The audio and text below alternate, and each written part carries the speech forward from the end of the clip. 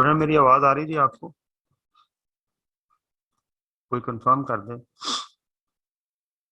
अब बंद कर दो इसको। जी। ओके, क्लोज करो।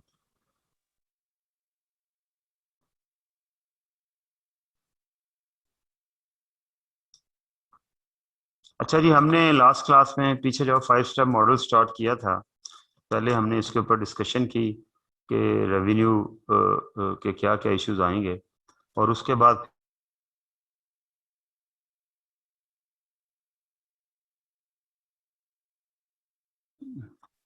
स्टेप है वो ये है कि identify the contract with the customer.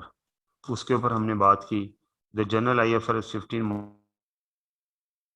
The parties have approved the contract. ये सारी बात हमने कर ली। आगे चलो। फिर हमने ये कहा कि अगर वो जो पीछे रिक्वायरमेंट हैं वो पूरी ना भी हो रही हों तो फिर भी कॉन्ट्रैक्ट एग्जिस्ट करता है। और फिर कब कॉन्ट्रैक्ट एग्जिस्ट करेगा? अगर ये दो कंडीशन मीट हो रही हों कि the performance is complete and substantially all of the consideration in the arrangement has been collected and is not refundable. ठीक है भाई, इन राइटिंग नहीं भी लिखा गया, इसके अंदर हमने पढ़ा था, तो फिर भी सब्सटेंशियल अमाउंट आ गई और वो नॉन रिफंडेबल है और मैंने अपना काम पूरा कर दिया बेचने वाले ने, तो वो भी कॉन्ट्रैक्ट ही समझा जाएगा। The contract has been terminated and consideration received is non refundable.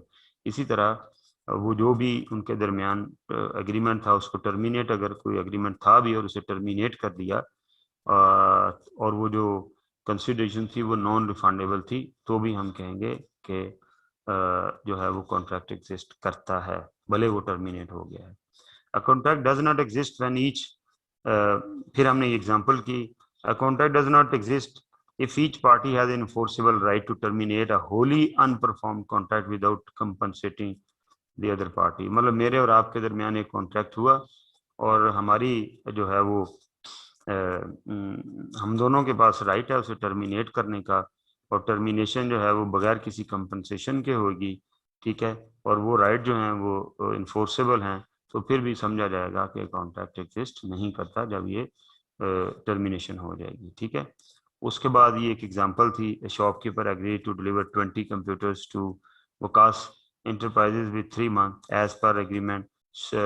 Shopkeeper can cancel the contract anytime before delivering the computers. In case of cancellation, shopkeeper is not, तो यहाँ पर हम कहेंगे कोई कॉन्ट्रैक्ट एग्जिस्ट नहीं करता। आगे चलो। अच्छा जी, अब एक और कॉन्सेप्ट है यहाँ पर, कम्बिनेशन ऑफ कॉन्ट्रैक्ट्स का। इसके ऊपर अब हमने बात करनी है। ये बड़ा इंपॉर्टेंट कॉन्सेप्ट है कम्बिनेशन ऑफ कॉन्ट्रैक्ट का, कि कब हम ये कहते हैं कि जो कॉन्ट्रैक्ट जो हैं वो एक कम्बिनेशन में काम कर रहे होंगे। ठीक है जी, okay. An entity must combine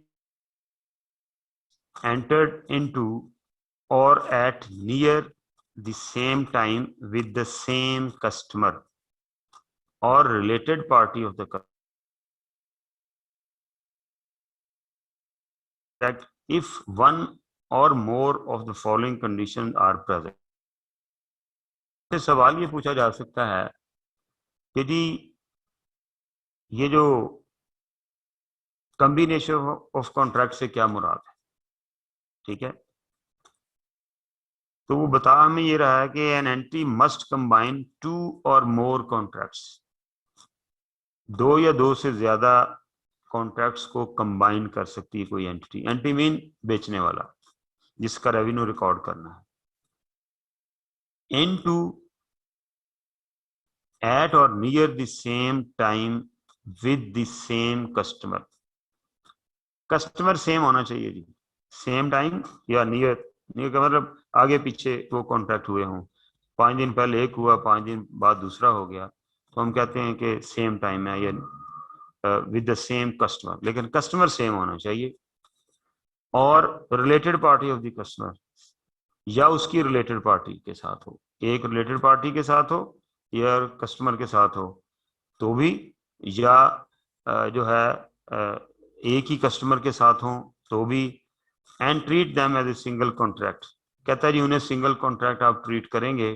ठीक है, कब? If one or more of the following condition are present. अगर ये जो नीचे कंडीशन बताई गई हैं इनमें से कोई एक या दो या तीन कंडीशन उसमें एग्जिस्ट करती हैं। पहली कंडीशन क्या है? The contracts are negotiated as a package with the single commercial objective. ठीक है, मसलन एक पार्क बनाने का आपने कॉन्ट्रैक्ट लिया है, उसके अंदर दो डिफरेंट कॉन्ट्रैक्ट हुए हैं। एक के अंदर पार्क की लेवलिंग और प्लांटेशन करनी है, दूसरे के अंदर पार्क के अंदर लाइट्स लगानी है। तो इनका सिंगल कमर्शियल ऑब्जेक्टिव ही हुआ ना कि जी उस पार्क का जो ऑब्जेक्टिव है वो सिंगल ही है, कमर्शियली वो एक ही समझा जाएगा। Number 2, the amount of consideration in one contract depends on the price और performance of the other contract. बहुत इंपॉर्टेंट बात है कि जी हम लाइट्स की पेमेंट तब करेंगे जब ग्राउंड लेवलिंग और प्लांटेशन होगी। इसका मतलब है या हम ग्राउंड लेवल और प्लांटेशन की प्राइस तब करेंगे जब लाइटिंग भी मुकम्मल होगी। यानी दोनों एक दूसरे के ऊपर डिपेंडेंट हैं। ये नहीं हो सकता कि जो उनमें से एक काम कर दें एक छोड़ दें, ऐसा नहीं है। उनकी कंसिडरेशन भी डिपेंडेंट हो। ठीक है, लिखा हुआ है ना, the amount of consideration to be paid in one contract depends on the price और performance of the other contract। एक कॉन्ट्रैक्ट की जो पेमेंट है डिपेंड करती है प्राइस और performance of the other contract. तो तीसरी चीज क्या है? द गुड्स और services promised in contract or some goods और services promised in the contract are single performance obligation. ये वो एक सिंगल परफॉर्मेंस ऑब्लिगेशन समझी जाएंगी तमाम गुड्स और सर्विसेज या उनमें से कुछ गुड्स और सर्विसेज और सम गुड्स और सर्विसेज।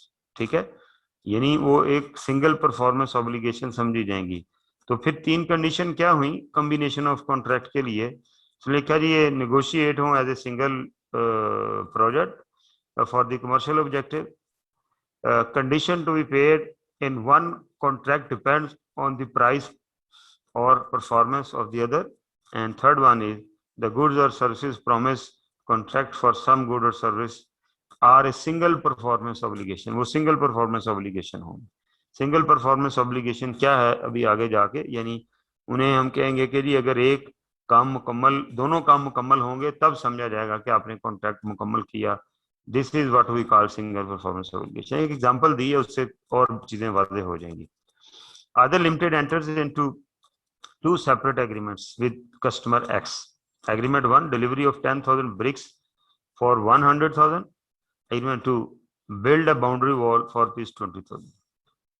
अब उसने at the same time या थोड़ी वक्फे से ये दो कॉन्ट्रैक्ट कर लिए, दो एग्रीमेंट कर लिए।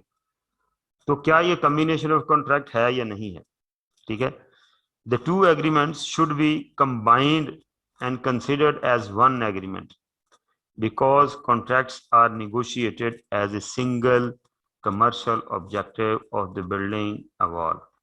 ठीक हो गया जी कि दीवार तामीर करने का जो कमर्शियल ऑब्जेक्टिव है, भले इसके अंदर दो एग्रीमेंट हैं, एक ब्रिक्स का और एक दीवार बनाने का, लेकिन उनका कमर्शियल ऑब्जेक्टिव सिंगल है। लिहाजा हम कहेंगे कि जी ये एक कॉम्बिनेशन ऑफ कॉन्ट्रैक्ट है क्योंकि ये एक कंडीशन इसमें पूरी होगी।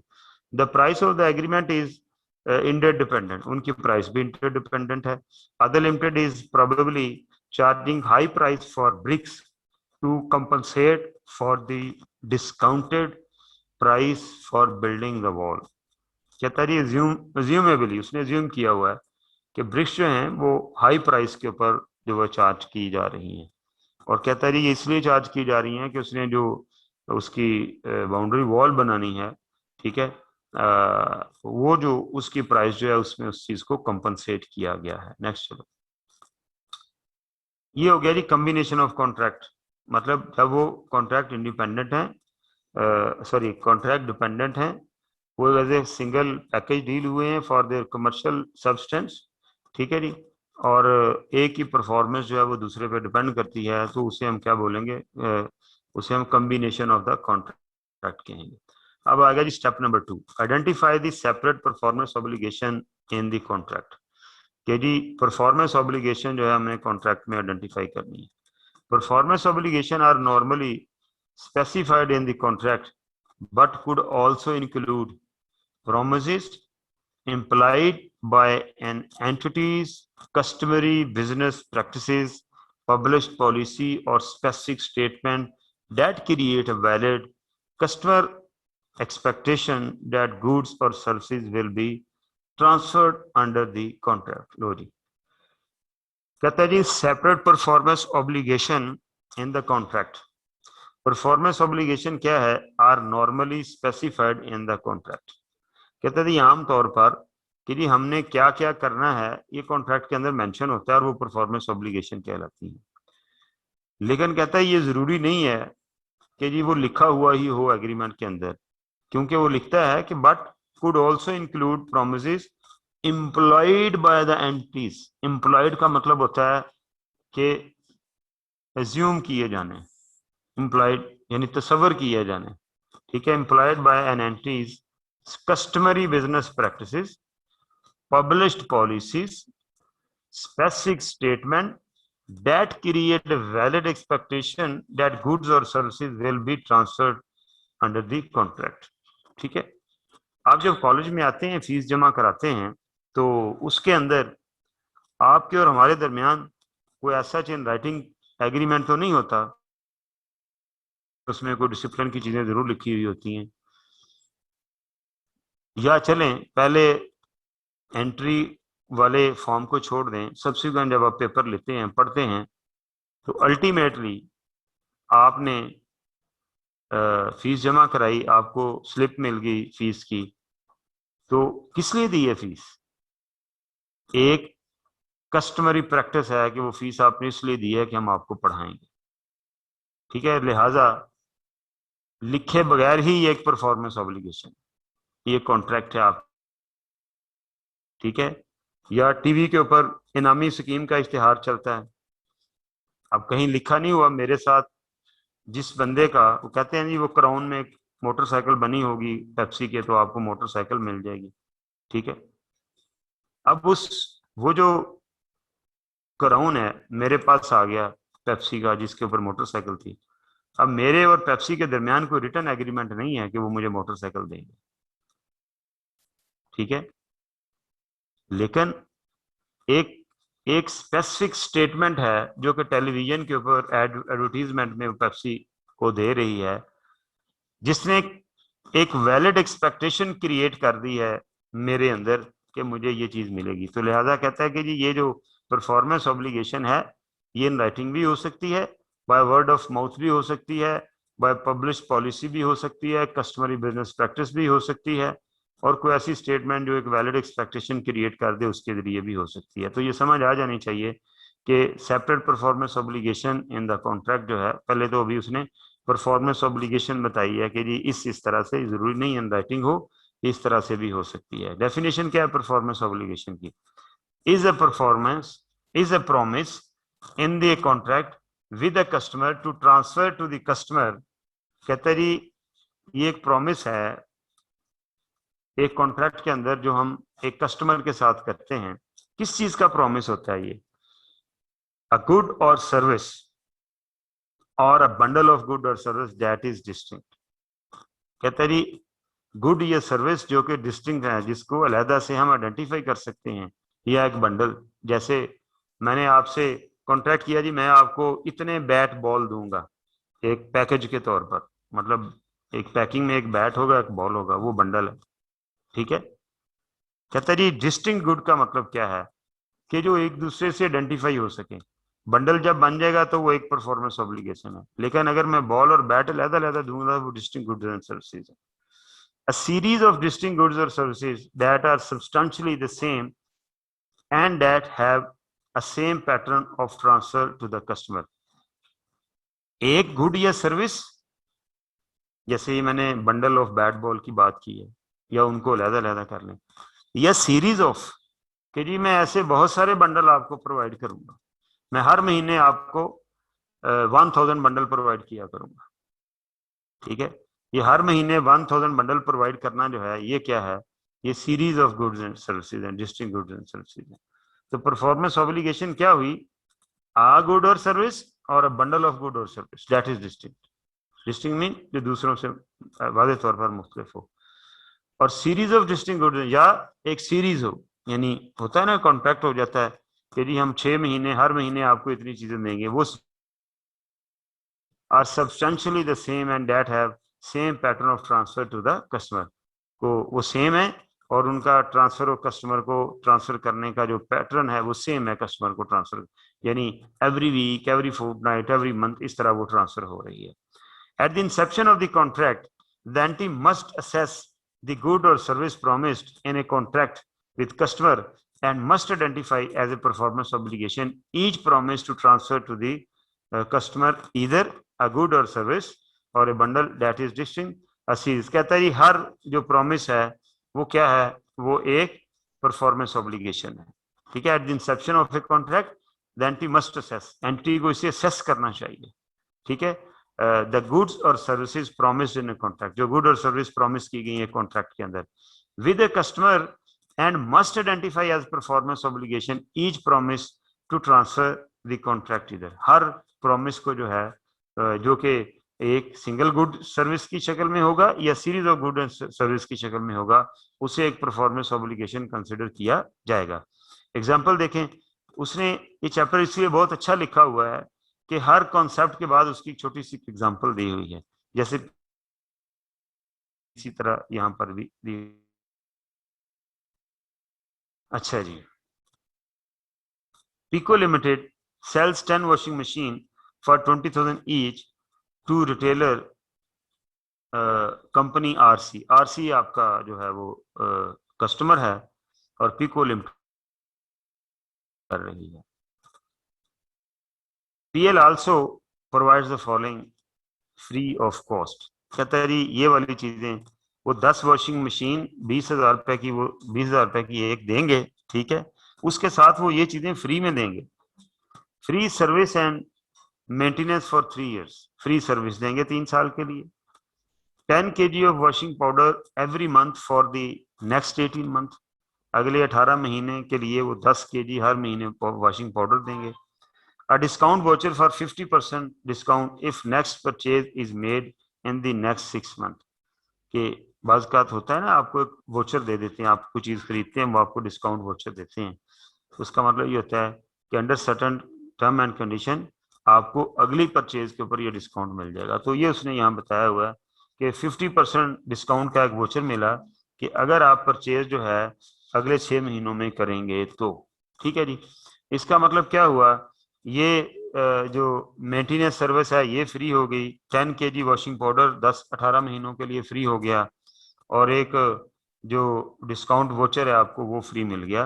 किसके साथ मिल गया, आपने 10 मशीनें 20,000 पर मशीन के साथ आपने वो बेची हैं। चलो जी आगे देखें जी। अब इसके अंदर क्या है, कहते हैं there are 4 separate performance obligation, क्योंकि वो आइडेंटिफाई की जा सकती हैं एक दूसरे से, भले वो सिंगल कॉन्ट्रैक्ट का हिस्सा हैं। क्या है जी, कहते हैं जी number 1 delivery of washing machines, जो कि पॉइंट एंड टाइम के ऊपर डिलीवर होगी, जिस दिन कर दी उस दिन हो जाएगी।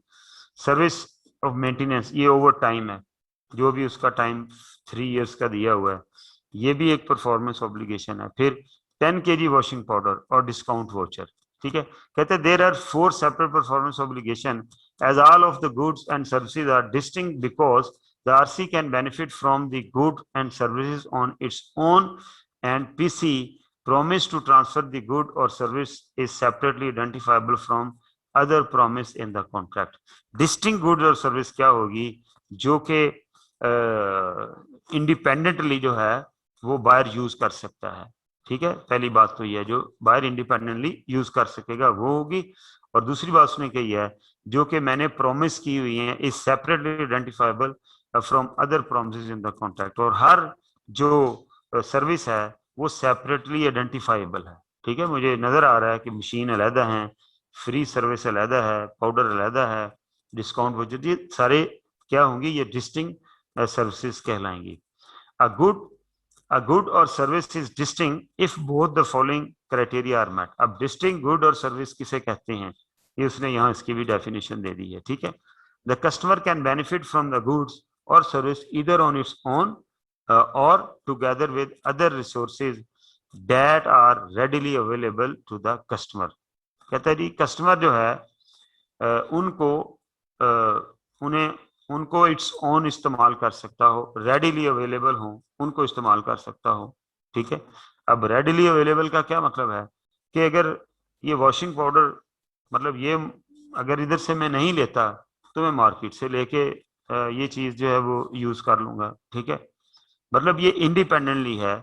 मेरी ये जो फ्री मेंटेनेंस सर्विस है इसका कोई ताल्लुक 10 kg वॉशिंग पाउडर के साथ नहीं। ऐसा नहीं है कि वॉशिंग पाउडर भी लेंगे ये भी, मतलब ये मुझे एक ऑफर दी गई है। तो अल्टीमेटली ये चारों की चारों कंडीशन जो हैं ये इंडिपेंडेंट है। ठीक है, the entity's promise to transfer the goods और service is separately identifiable from other promises in the contract.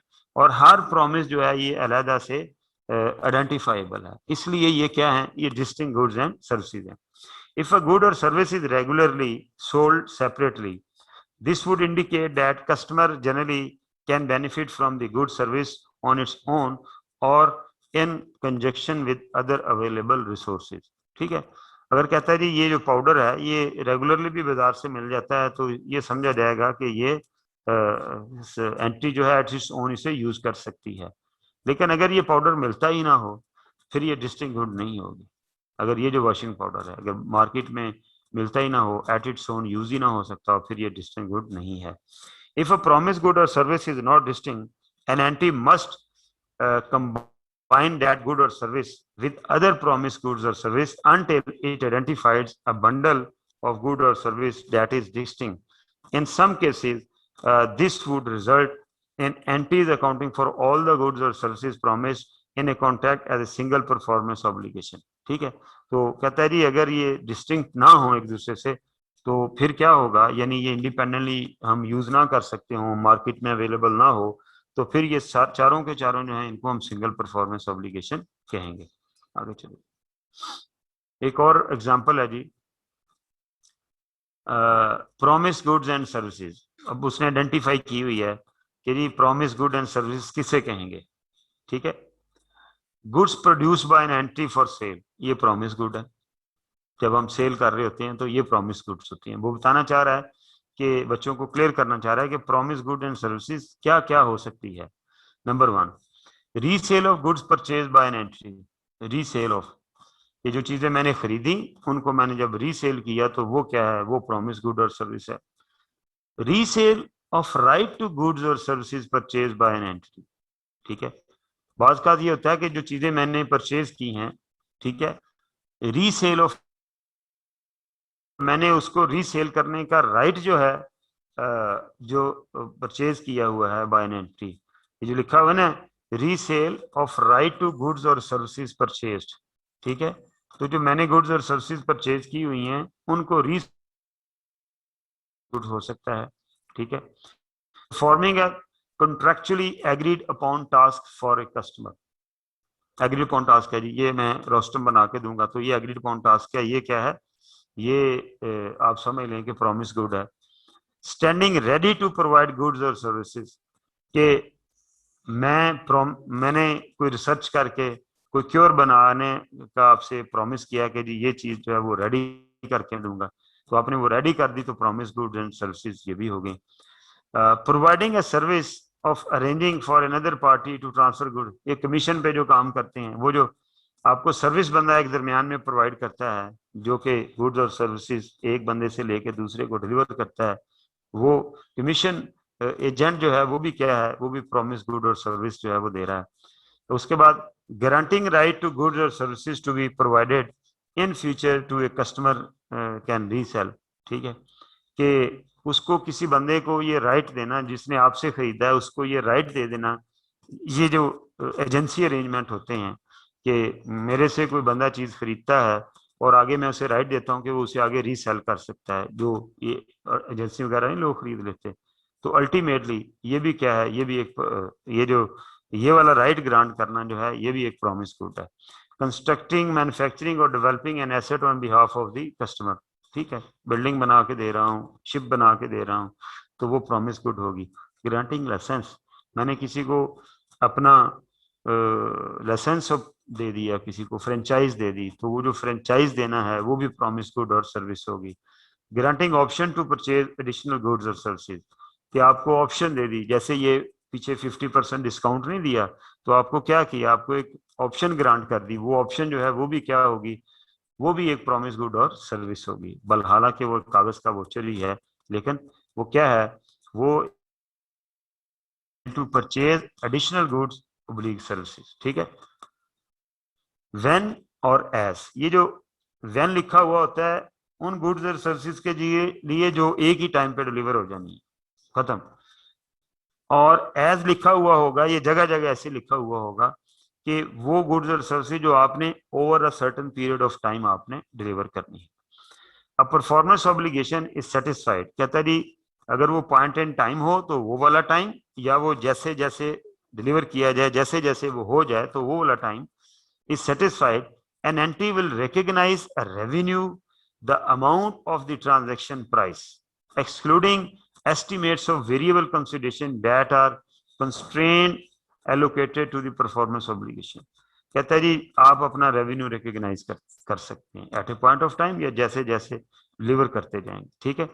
मासवाए, अगर कोई वेरिएबल कंसिडरेशन है डेट आर कंस्ट्रेंट, जो कि किसी वजह से फाइनल नहीं हो पा रही, allocated to the performance obligation, ठीक है। Excluding estimate of variable consideration that are constraint, ये जो लिखा हुआ है कि कोई वेरिएबल कंसिडरेशन जो कि कंस्ट्रेंट है, जिसको हम डिटरमिन नहीं कर पा रहे, उसके अलावा बाकी जो आपका जो कंसिडरेशन है जो कि allocated to that performance obligation है, आप उसे रिकॉर्ड कर लेंगे। There are two issues to address, the amount of the transaction price including any constraint, ठीक है, ऑफ दैट प्राइस। कहता है जब हम एक प्राइस की बात करते हैं तो वहां पर दो इशू होते हैं, नंबर वन वो प्राइस है कितनी, एंड नंबर टू कि वो जो प्राइस है वो डिफरेंट पीओस के ऊपर किस तरह से हम उसे एलोकेट करेंगे। PO stand for performance obligations, के टोटल अमाउंट कितनी है, और जो स्टेप नंबर 3 है, और फिर स्टेप नंबर 4 में उसकी हमने उसको हमने करना कैसे है, उसकी एलोकेशन कैसे करनी है। तो तीसरे स्टेप पे अब हम आ जाते हैं, जब हमने प्रॉमिस गुड और सर्विसेज भी आइडेंटिफाई कर ली, अब हमने प्राइस की डिटर्मिनेशन करनी है, जिसके ऊपर उसने ऊपर छोटी सी गाइडलाइन दी, लेकिन डिटेल गाइडलाइन यहाँ पर है कि ट्रांजैक्शन प्राइस किसे कहते हैं। Transaction price is the amount of consideration an entity expect to be entitled to in exchange for the good or is promised under a contract, excluding any amount collected on behalf of third party, for example sales tax वगैरह, ठीक है। जो आप किसी third party के behalf पे amount collect करेंगे वो शामिल नहीं है। किसी भी कॉन्ट्रैक्ट के अगेंस्ट आपने जो किसी कस्टमर से आप एलिजिबल हैं, इंटाइटल हैं फॉर एक्सचेंज ऑफ गुड और सर्विसेज, जो अमाउंट लेने के, वो ट्रांजेक्शन प्राइस कहलाएगी। चलो जी बोल्ड करो इसको, और चलो। An entity must consider the terms of the contract and its customary practices in determining the transaction price, ठीक है, कि कॉन्ट्रैक्ट की टर्म्स में क्या लिखा हुआ है और आपकी कस्टमरी प्रैक्टिसेस जो हैं वो क्या हैं। The transaction price assumes transfer to the customer as promised in accordance with the existing contract and that the contract will not be cancelled, renewed or modified. Transaction assumes, कहता है transaction price जो है वो ये assume करके चलती है कि ये वाली जो हमारे दरमियान कॉन्ट्रैक्ट हुआ है, that contract will not be cancelled, renewed और मॉडिफाइड, ठीक है। तो वो वाली जो प्राइस है वो ट्रांजैक्शन प्राइस बनेगी कि ना ये हम इसको कैंसिल करेंगे, ना रिन्यू करेंगे, ना हम इसे मॉडिफाई करेंगे। The transaction price is not adjusted for effects of the customers credit risk. हाँ जी, ये बड़ी आसान सी बात है, लेकिन ज़ाहिर स्टैंडर्ड की लैंग्वेज में लिखी हुई है। कस्टमर क्रेडिट रिस्क क्या होता है कि शायद कस्टमर मेरे पैसे ना दे सके, ठीक है। आम लैंग्वेज में हम इस चीज को क्या कहते हैं, इस खदशे को प्रोविजन फॉर बैड डेट्स कहते हैं, ठीक है। तो कहता है ट्रांजैक्शन प्राइस को उस रिस्क से एडजस्ट नहीं करना। अगर आपको ये खदशा हो कि जी ये अब कॉन्ट्रैक्ट हो गया, ये बंदे को मैंने परफॉर्मेंस ऑब्लिगेशन डिलीवर भी कर दी है, आपने सेल भी बुक कर ली, अब आपको खदशा है या सेल बुक नहीं की, अभी सेल बुक करने लगे हैं, साथ ये खदशा है कि शायद यार ये 10% पैसे नहीं देगा, वो कहता है रेवेन्यू में से उसे एडजस्ट नहीं करना। यही वजह है कि हम रेवेन्यू पूरा बुक करते हैं और बाद में डाउटफुल डेट्स होते हैं उसे एक्सपेंस ट्रीट करते हैं। ये भी तो हो सकता है कि यार ये डाउटफुल है तो इसको सेल ही रिवर्स कर दो, हम ऐसा नहीं करते। इसलिए वो ये कह रहा है the transaction price is not adjusted. मैंने एक बंदे को 100 रुपए की चीज एक बेची, ठीक है, और मैंने कहा जी इसमें 10% इसका क्रेडिट रिस्क मौजूद है। क्रेडिट रिस्क का मतलब है risk of being bad, debts being bad, तो वो हो गया 10% ठीक है। अब वो कहता है मैंने 100 की ही सेल रिकॉर्ड करनी है, मैंने 90 की सेल रिकॉर्ड नहीं करनी। ठीक है, आप जरा पढ़ें।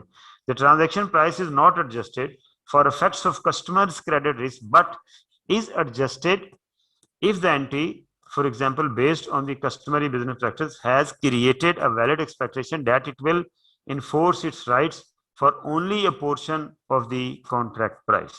ठीक है, कि कहता है हाँ उस चीज से ये एडजस्ट होगा कि अगर मतलब कस्टमरी प्रैक्टिस ये है कि हम किसी को 100 चीज बेचते हैं लेकिन हम आमतौर पर उससे ना 95 रुपीज ही लेते हैं। तो कहता है अगर ये कस्टमरी प्रैक्टिस है, लोगों को पता है कि यार ये हमारा एग्रीमेंट तो 100 का है लेकिन ये कंपनी 95 ही लेती है सबसे, ठीक है, तो फिर मैं क्या करूंगा, वो 5 रुपए में एडजस्ट कर सकता हूँ, मेरी इसकी ट्रांजेक्शन प्राइस जो है वो 95 हो जाएगी। लेकिन अगर वो कस्टमरी प्रैक्टिस ना हो और वैलिड एक्सपेक्टेशन ना क्रिएट की गई हो तो फिर हम क्या करेंगे, ये जो has created a valid expectation that the end that the anti enforce it's right for only a portion, ये जब आप ट्रेड डिस्काउंट लेते हैं काउंटर के ऊपर तो वो भी एक वैलिड एक्सपेक्टेशन होती है कि जनाब ये इतने % डिस्काउंट आपने देना है। आपने जब अपनी शॉप के बाहर लगा दिया 10% discount on each item, so no it's a customary practice that you have to, तो वो वाला जो डिस्काउंट है वो हम माइनस करके फिर उसकी सेल हमने बुक करनी है। An entity must consider the effect of all following factors when determining the transaction। हम क्या कर रहे हैं, हम टोटल ट्रांजैक्शन प्राइस अभी डिटरमिन कर रहे हैं। कहता है जी उसको डिटरमिन करते हुए ऊपर वाली बातों का ख्याल रखना, या कुछ एडिशनल चीजें भी हैं क्या, कि उसके अंदर वेरिएबल कंसिडरेशन कितनी है। जाहिर है वेरिएबल कंसिडरेशन होगी तो ट्रांजैक्शन प्राइस जो है वो फिक्स नहीं होगी।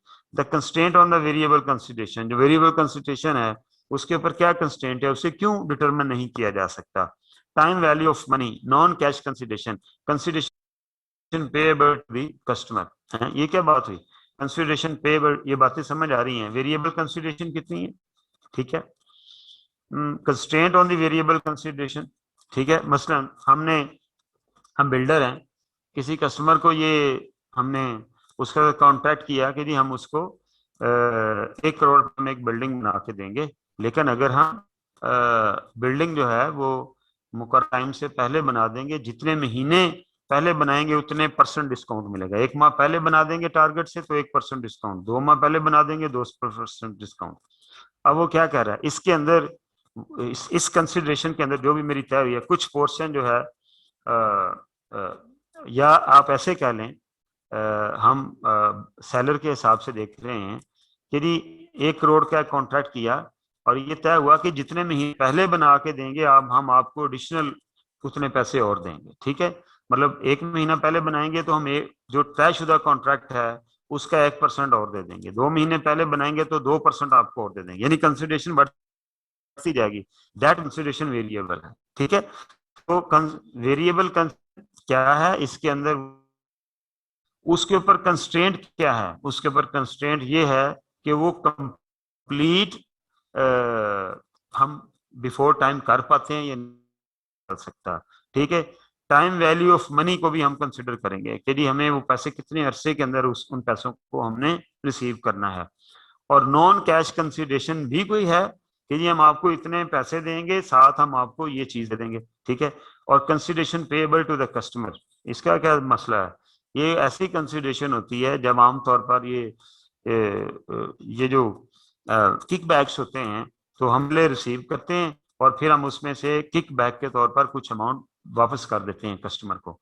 तो ये उस तरह की सिचुएशन है। याद रहे IFRS 15 जो है वो पूरी दुनिया की रेवेन्यू रिकग्निशन को डील करता है, चाहे वो किसी भी स्टैंडर्ड सेटिंग बॉडी को फॉलो कर रहा हो, चाहे वो अमेरिका हो, चाहे वो चाइना हो, चाहे वो IFRS के फॉलोअर्स हों। लिहाजा इन डिटेल हर चीज की डिस्कशन यहाँ पर की गई है। ठीक है जी।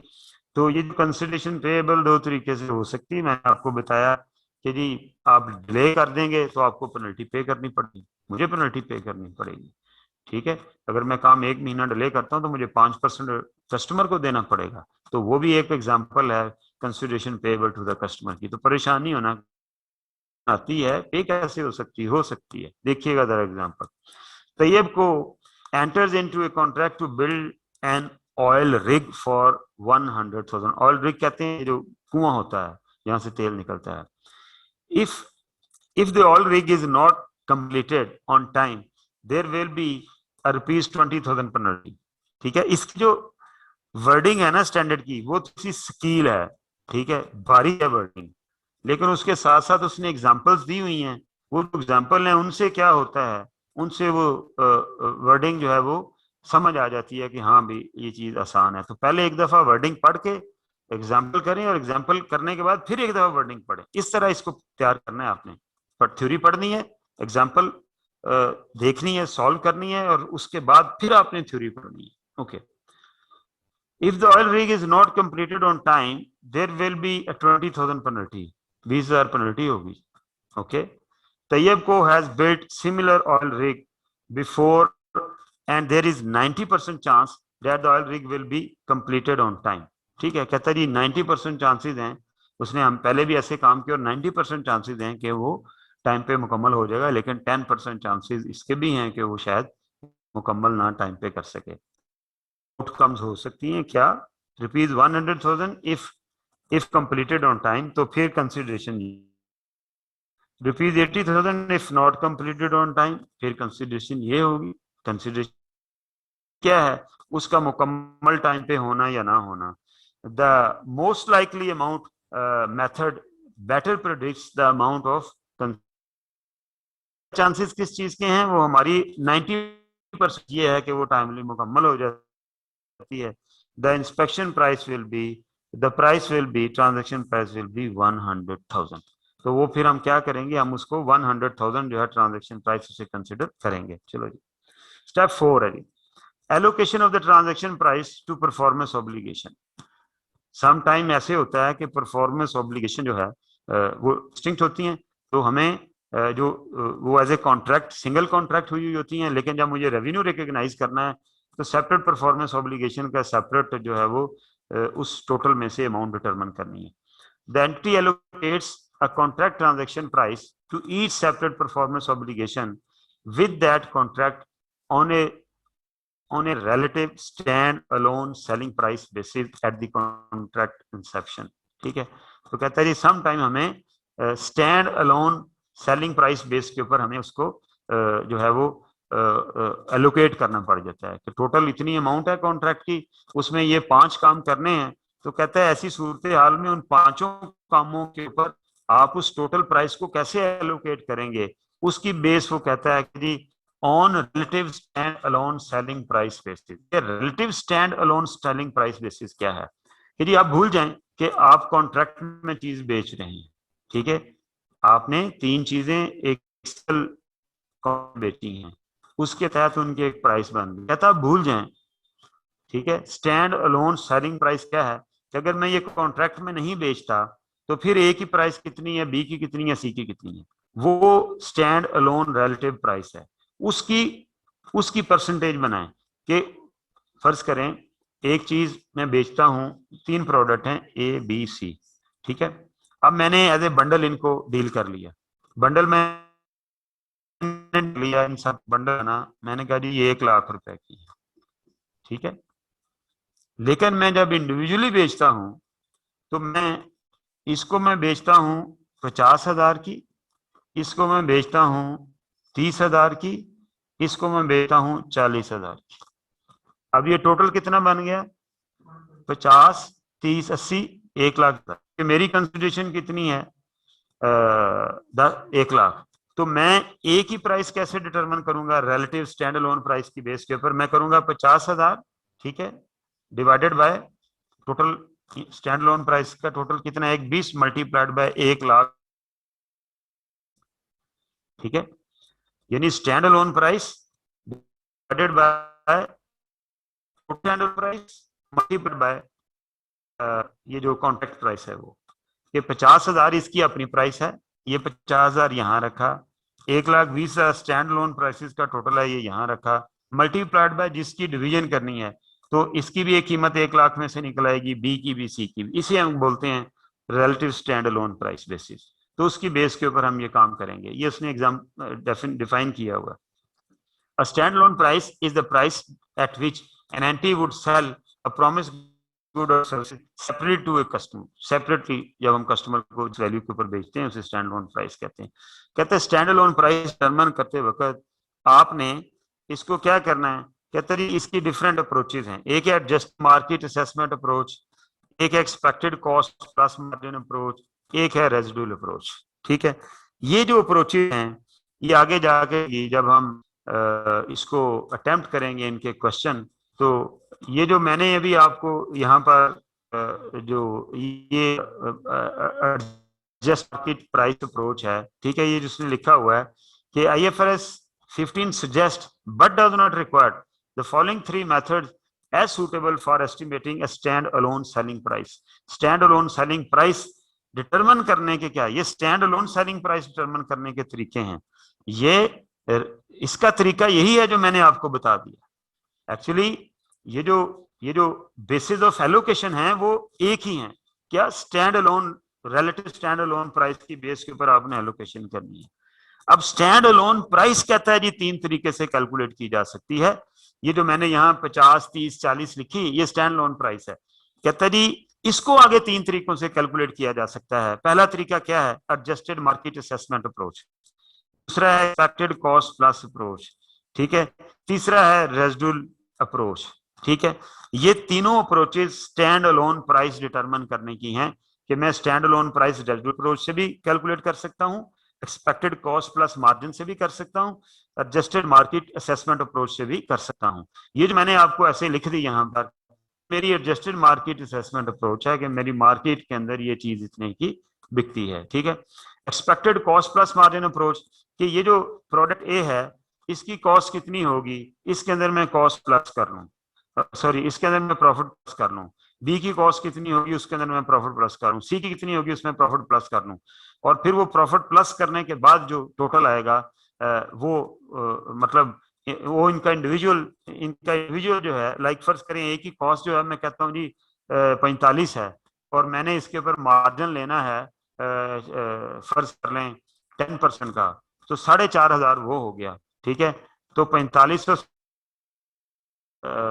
अपना 49 लाख क्या कहते हैं इसको 4,90,000 कह लें। ठीक है, यही मैं एक चीज मार्केट असेसमेंट अप्रोच के तहत ये है 50,000 की, मैं कहता हूं इसकी कॉस्ट जो है वो 45,000 है। ठीक है, और 10% मैंने प्रॉफिट लेना है, वो कितने बना 4,500, तो ये 49,500। तो इसकी जो expected cost plus margin approach के तहत इसकी स्टैंड अलोन प्राइस बनती है वो कितनी बनेगी, वो बनेगी 49,500।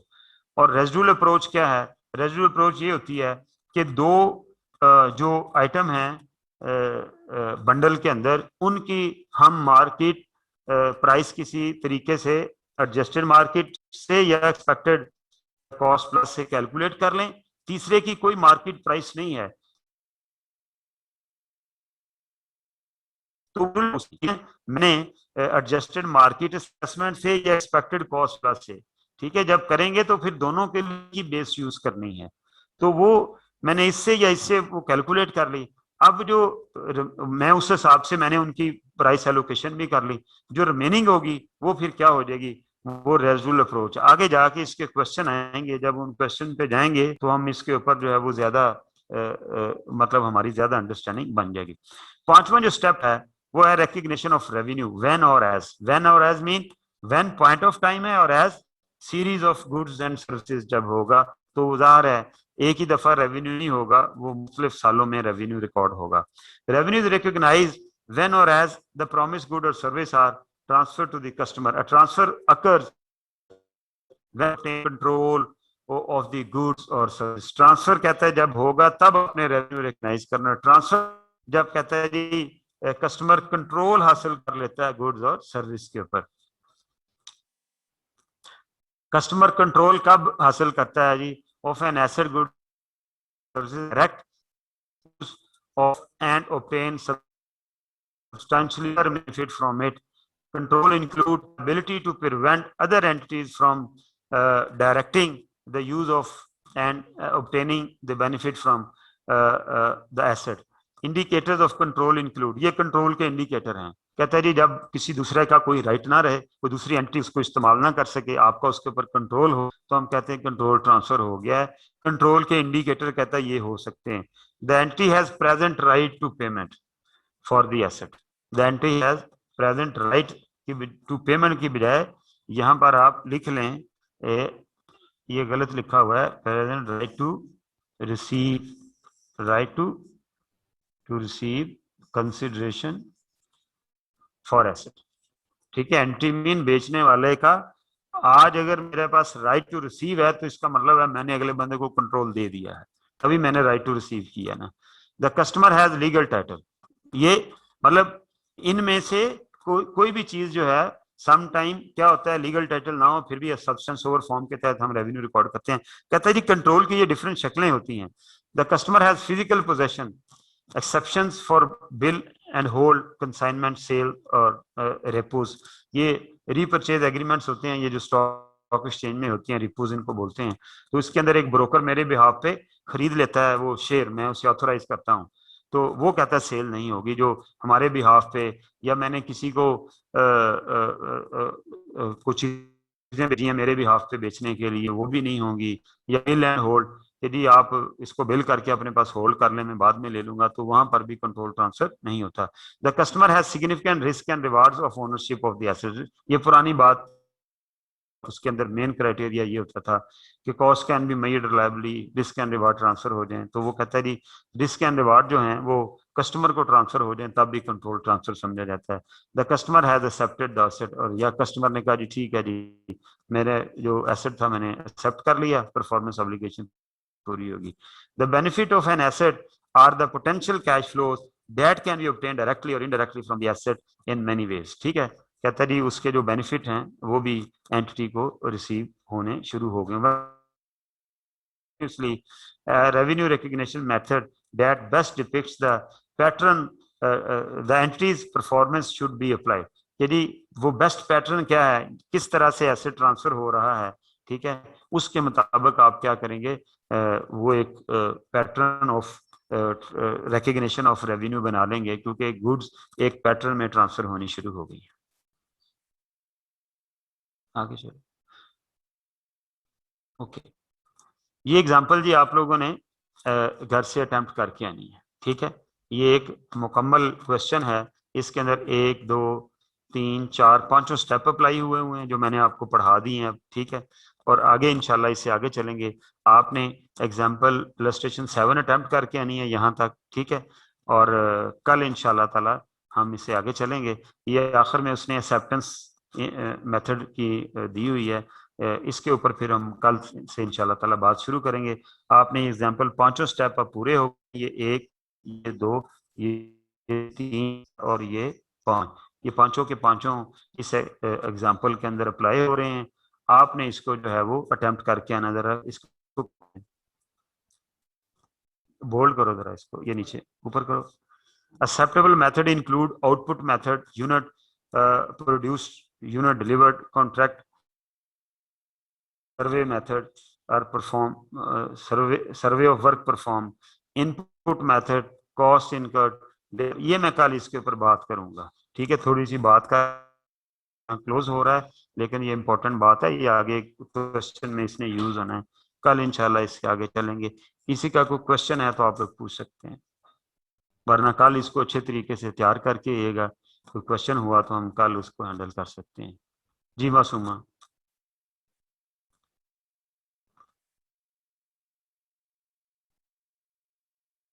ओके जी, आवाज नहीं आ रही, मासूमा ने माइक ऑन इन किया। ठीक है जी, कल इंशाल्लाह इससे आगे चलेंगे। God bless you all.